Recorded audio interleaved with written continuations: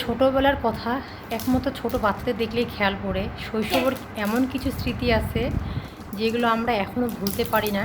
আমাদের মনে এমনভাবে গেঁথে গেছে যে সেগুলো বারবার ফিরে পেতে ইচ্ছা করে।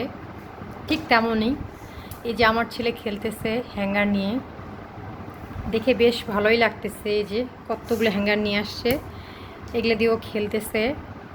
তো ছোটোবেলায় আমরা এভাবে করতাম। আমরাও আমাদের সময় হ্যাঙ্গারটার চলটা খুব কম ছিল, কিন্তু তখন হয়তো কি আলনার মধ্যে ছোট ছোট ওই যে স্ক্রুগুলো আছে বা ওই যে মশুরি যে টাঙানো হয় ওই দিন স্ক্রুগুলো থাকতো আর ওগুলোর মধ্যে শার্ট ঝুলে রাখা হতো। আর এখন তো হ্যাঙ্গার তো মনে করেন যে কমন একটা জিনিস। তো আমারও খুব দরকার ছিল হ্যাঙ্গারের, তো নিয়ে আসলাম। তো এই যে ছেলে খেলা শুরু করছে। আসলে না, ছোটোবেলাটা এমন একটা মজার খেলা, যা খেলবেন তাই কেন জানি স্মৃতি হয়ে থাকে।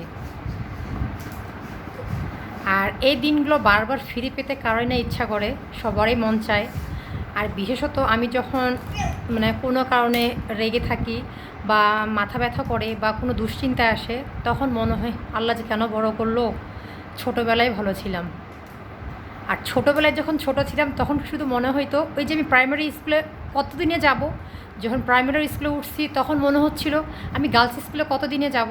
এই যে একটা চাওয়া পাওয়া, এই চাওয়া পাওয়া করতে করতে আজকে আমি আল্লাহ দিলে মা হয়েছি, 2 সন্তানের মা।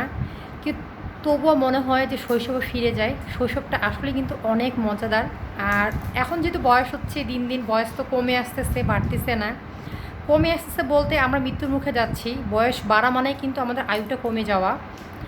তো শুধু মনে হচ্ছে যে শৈশব যদি আবার ফিরে পেতাম, আল্লাহ যদি এই দিনগুলোকে আবার আমাদের জন্য করে দিত, আমার সেই ভালো লাগে।